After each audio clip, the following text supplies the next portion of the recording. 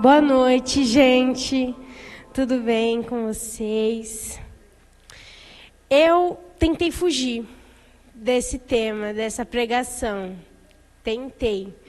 Eu pensei assim, eu já preguei isso uma vez aqui na igreja e algumas das pessoas já ouviram essa pregação.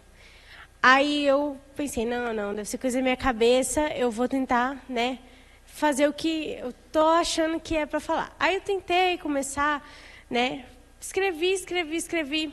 Não passou de 10 minutos, gente, porque eu escrevi. E pareceu tanto, não deu nem 10 minutos. E aí eu fui orar, porque eu não sabia mais o que escrever. Não tinha mais, eu não sabia mais o que colocar. E aí eu fui orar e aí o Senhor me trouxe de volta o sentimento de que era sobre isso que eu deveria pregar, não sobre o que eu queria, no caso. Então, eu quero pedir para vocês que abram em João 4, a Bíblia de vocês. João 4, 21.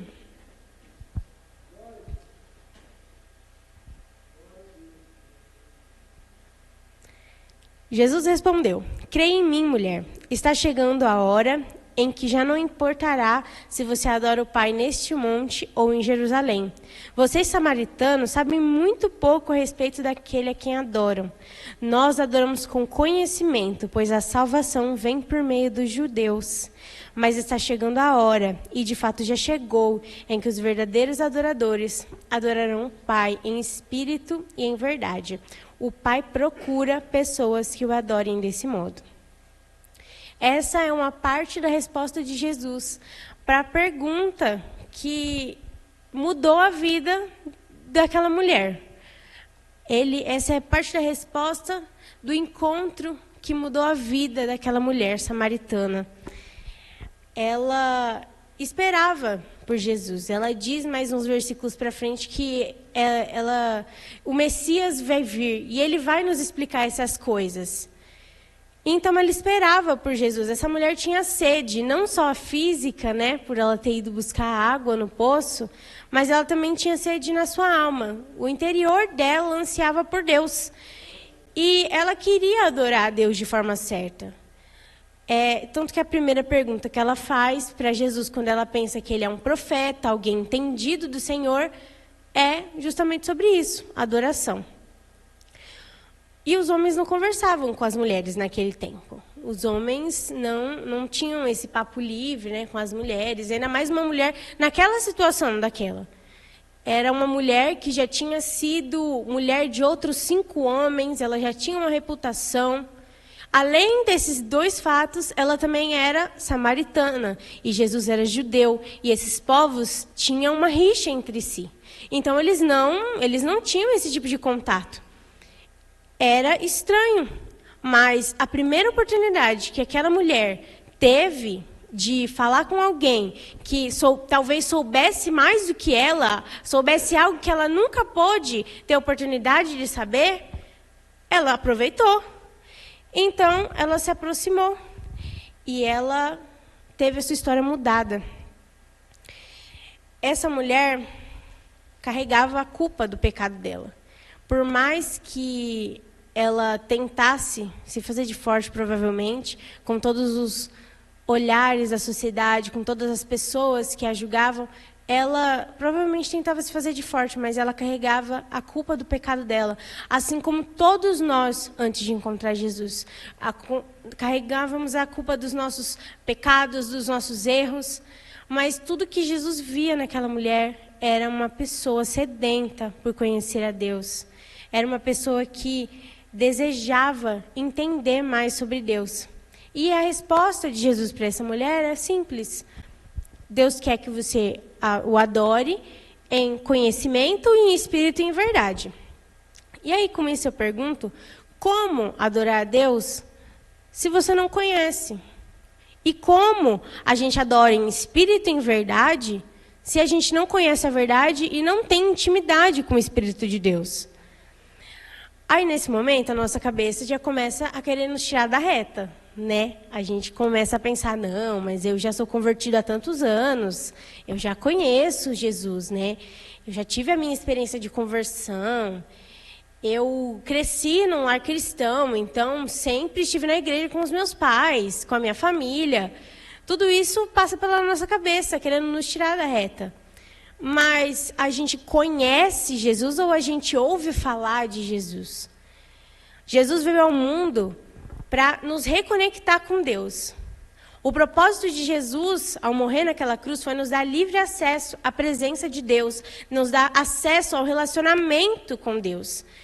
Aquele relacionamento, esse tipo de relacionamento, é a intenção de Deus desde o princípio da humanidade, desde o momento do Éden, desde o momento da criação do ser humano. Essa é a intenção de Deus, é ter um relacionamento conosco. Mas isso foi quebrado quando o pecado entrou no mundo. E essa é a função de Jesus. Jesus veio para nos salvar e, através do seu sangue e desse salvamento, nos reconectar com Deus.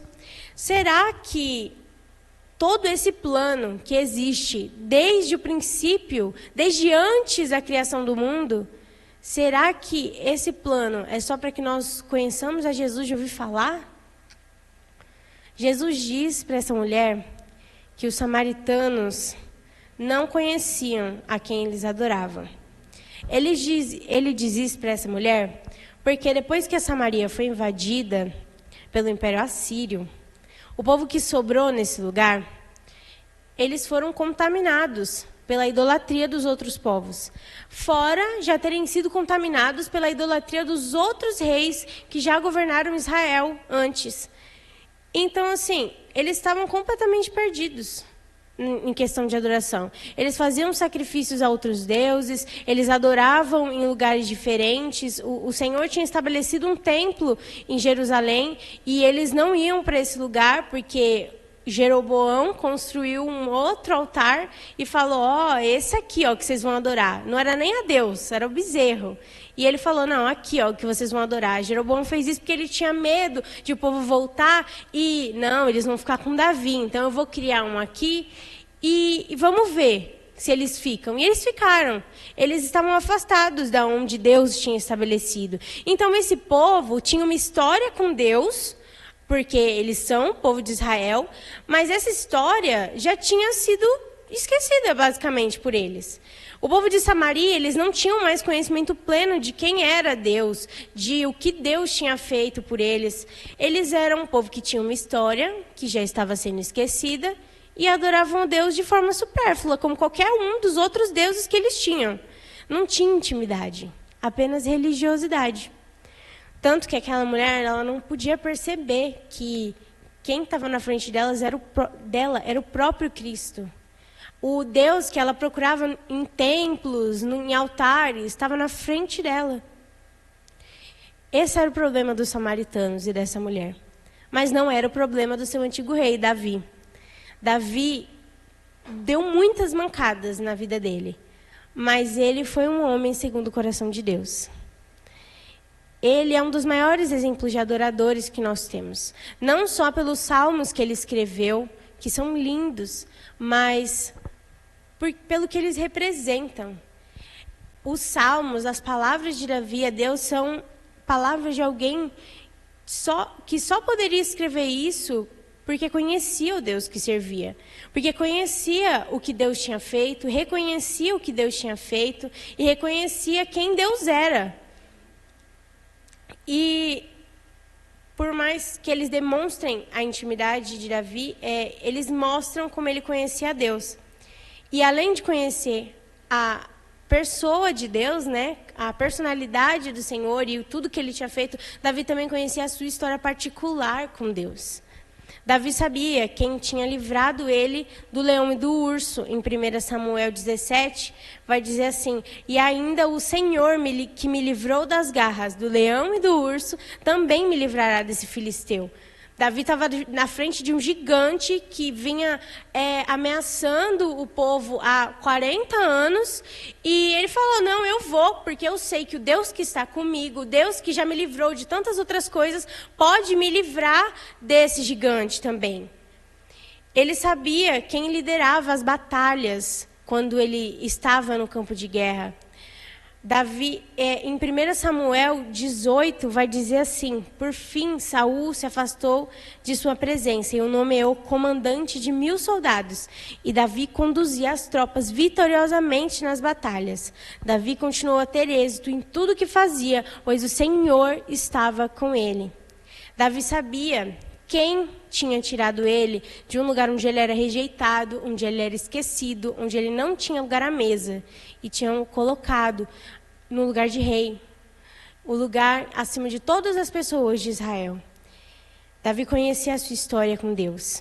E é por isso que em 2 Samuel 6, quando Davi vai com o povo buscar a arca do Senhor, eles vão caminhando, durante todo o caminho até a cidade de Davi, celebrando ao Senhor.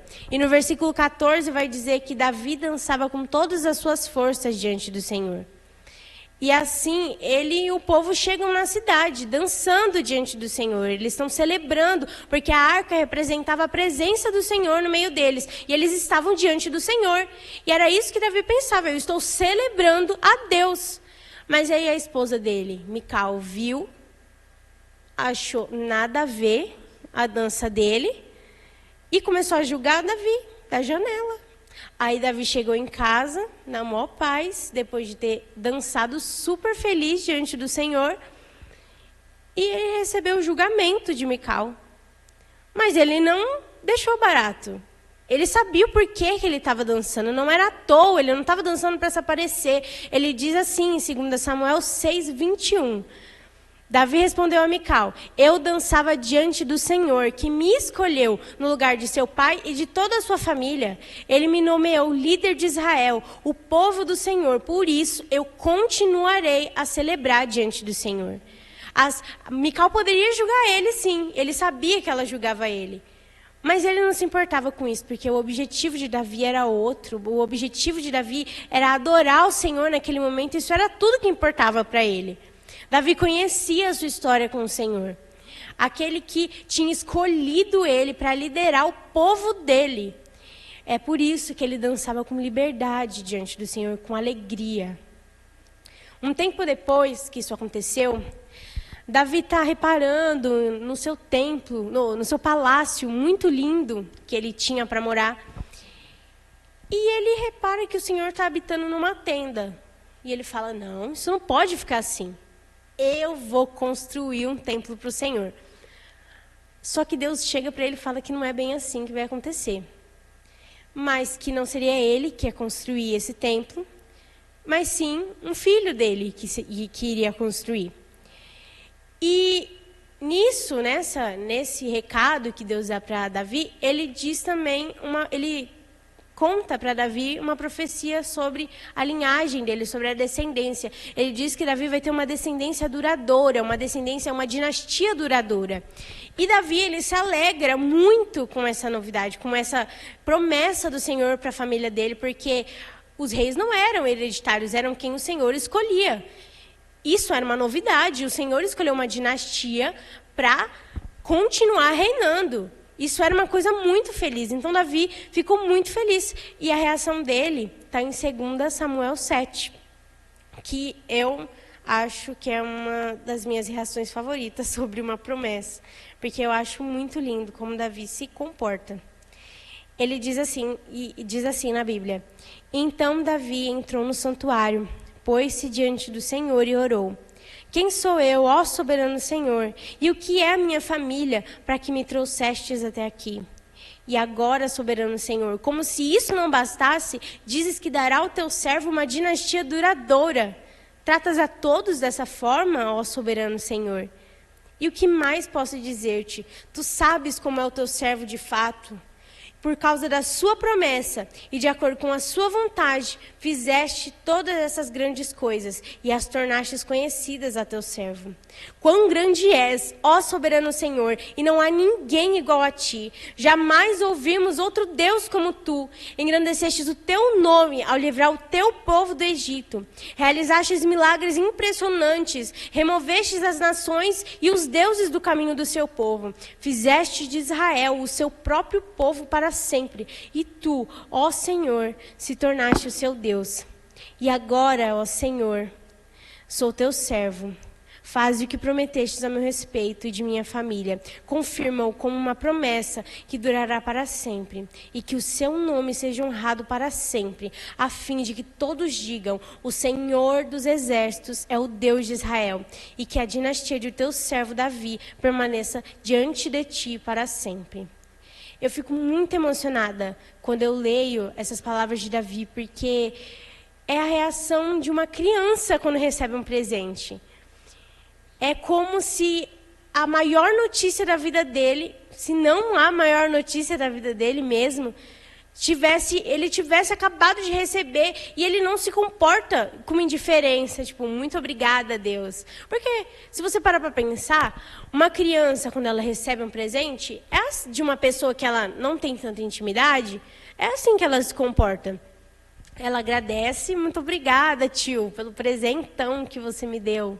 E ela continua a sua vida como se isso não fizesse diferença para ela. Porque, às vezes, a criança vai até esquecer do presente, ela vai brincar muito, talvez na primeira semana. Mas depois ela vai deixar, e o brinquedo que ela recebeu vai ser como qualquer um dos outros que ela tem. Mas quando uma criança recebe um presente do seu pai ou da sua mãe, um presente que ela esperava muito, ou que ela nem esperava, mas que ela tinha visto num comercial uma vez, falado: mãe, eu quero, pai, eu quero. E ela recebe esse presente como uma surpresa. A reação da criança é pular para os braços do pai, é ficar muito feliz, obrigada, e ela abraça o presente, e ela vai brincar na hora. Porque ela conhece o pai, ela sabe que aquilo ali foi pensado. Ela pode não conscientemente pensar nisso. Nossa, com certeza, o meu pai e a minha mãe pensaram em mim nesse momento para comprar esse presente. Não, mas inconscientemente a criança sabe que ela recebeu algo que ela queria porque os pais tiveram esse carinho de entregar para ela. Então, é a reação de uma criança e a expressão dele é muito genuína nesse momento. E aí eu trago a reflexão. Se essa é a reação de uma criança, e essa foi a reação de Davi, por receber o presente de alguém que essa pessoa, né, no caso Davi, essa criança, considera muito um pai, é alguém que ela tem intimidade, e, por um outro lado, a reação da criança não é tão duradoura assim quando ela recebe um presente de alguém desconhecido. Será que a gente tem tratado o presente, o privilégio, que é a presença de Deus, como uma criança que trata com indiferença? Ou será que a gente tem recebido o privilégio da presença de Deus com gratidão? Como alguém que recebe o presente de um pai amoroso, porque é isso. É isso que nós estamos recebendo. O presente de um pai que nos ama e, por amor, por vontade de se relacionar conosco, entregou o seu único filho numa cruz para morrer por nós e para que, através desse sangue, nós pudéssemos ter livre acesso à presença dele. É grandioso o ato de Deus por nós, por amor a nós. E como nós temos tratado isso? E se nós temos tratado com indiferença, será que é porque realmente nós não temos buscado conhecer a Deus? Suficiente para ter intimidade com Ele? Porque a partir do momento que você conhece Jesus, você escuta falar das maravilhas dele, e você escuta essa mensagem, essa notícia, a boa nova do Evangelho, de que o Deus encarnou e morreu por você, quando essa notícia passa a ter efeito na sua vida, quando ela não é só algo que você aprendeu, algo que você trata com religiosidade, quando isso realmente tem algum impacto na sua vida, você não quer ficar só nisso. A gente não tem vontade de ficar só no domingo vindo para a igreja, ou só na quarta vindo. A gente tem vontade de fazer muito mais. A gente tem vontade de conhecer mais e mais e mais a Jesus. E Ele vem com mais e mais e mais. Porque é da vontade dEle se aproximar de nós. É do agrado dEle se aproximar das suas criaturas. Ele tem interesse em se relacionar com a gente. Jesus diz que está chegando a hora e que já não importa se você adora o Pai nesse monte ou em Jerusalém. Ele diz isso porque, de fato, o Pai não habita mais em templos. Por mais que esse templo que eles construíram, esses altares, o Senhor pudesse passar por ali, não era o lugar onde o Senhor habitava. E hoje, não é aqui que o Senhor habita. É por isso que não basta só no domingo, ou na quarta, ou no sábado. O Senhor habita em nós. Foi a nós que Ele escolheu como habitação. Por menores que nós sejamos, por mais pequenos que nós possamos ser diante de Deus, Ele escolheu a nós para habitar com o seu Espírito. O Espírito de Deus habita em nós. Isso é uma dádiva, é um privilégio. E às vezes a gente deixa de aproveitar isso mais do que a gente deveria. Tem uma coisa que eu aprendi, que o Senhor ama se relacionar com a gente. E Ele ama ter momentos de intimidade com a gente. Só que às vezes a gente deixa de fazer isso. A gente deixa de ter intimidade com o Senhor, porque outras coisas na nossa vida acabam tomando esse lugar de importância. Às vezes, trabalho, às vezes a escola, a faculdade, às vezes arrumar a nossa casa, às vezes passar um tempo com os amigos, ou às vezes até nada que seja importante de verdade, tipo passar um tempo no celular, acaba, sem querer, tomando o lugar do tempo que deveria ser com o Senhor. Mas hoje eu estou aqui para lembrar a todos nós que o Senhor sente saudade dos momentos a sós com a gente. E eu não digo só nos momentos de devocional, porque esses muitas vezes caem na nossa rotina. A gente faz porque já estamos acostumados a fazer. Mas é uns momentos de devocional de verdade, um momento de adoração com o Senhor, um momento de oração com o Senhor. É esses momentos que o Senhor sente falta, porque Ele sabe que você tem se esforçado para fazer o devocional e passar tempo com Ele. Mas Ele quer mais. O Senhor nos dá 24 horas do nosso dia. O que custa a gente tirar mais do que uma para ficar com Ele? Por mais difícil que seja, eu sei que todo mundo tem uma vida corrida. Quando eu fiz essa ministração, eu era desempregada. Agora eu não sou mais. Não é mais tão fácil deixar de fazer as coisas para passar um tempo com o Senhor. Mas eu tenho me esforçado ao máximo que eu posso. E eu acho que eu ainda posso me esforçar mais. E se você também acha que você pode se esforçar mais, não deixe de se esforçar. Não deixe de passar tempo com o Senhor, porque as outras coisas tomaram o lugar dele.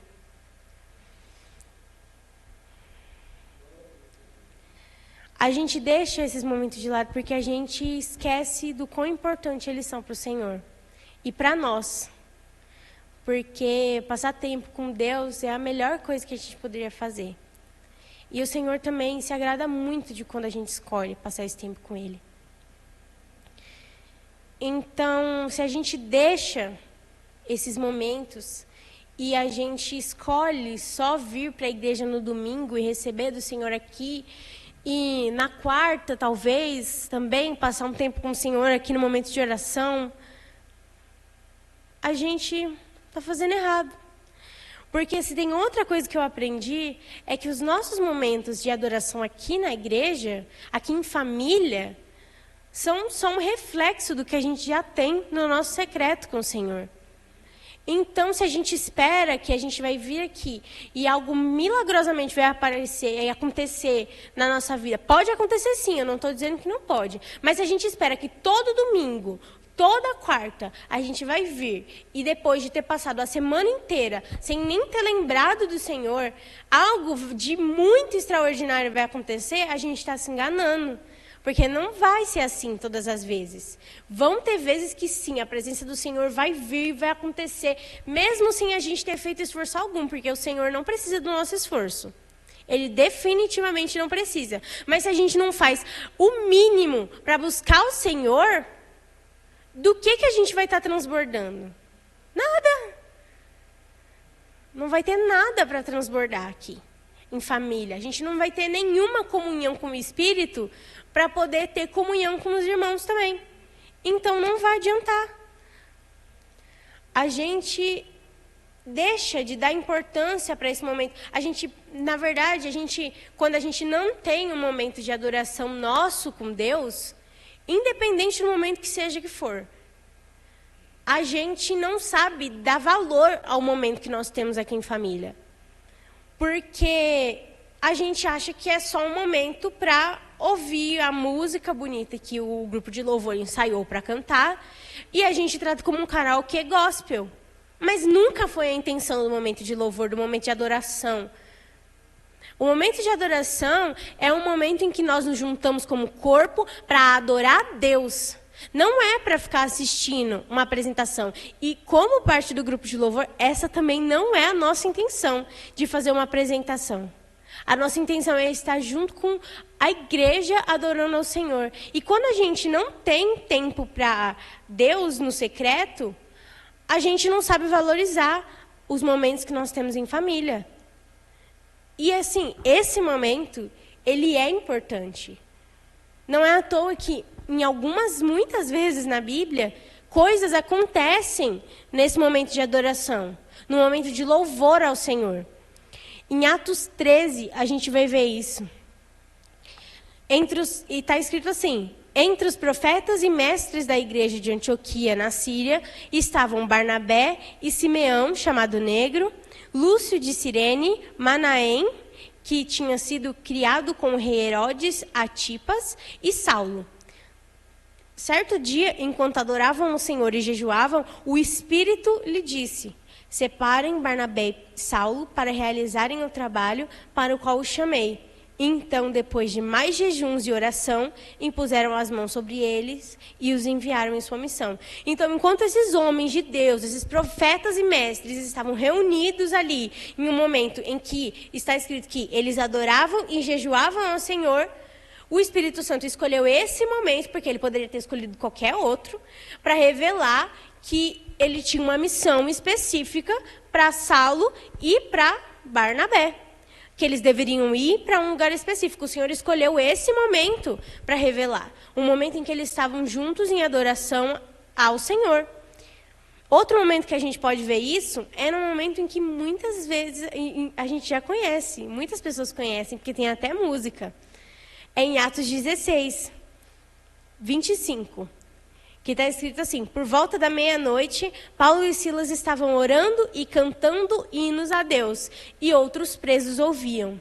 De repente, houve um terremoto tão violento que os alicerces da prisão foram abalados. Imediatamente, todas as portas se abriram e as correntes de todos se soltaram.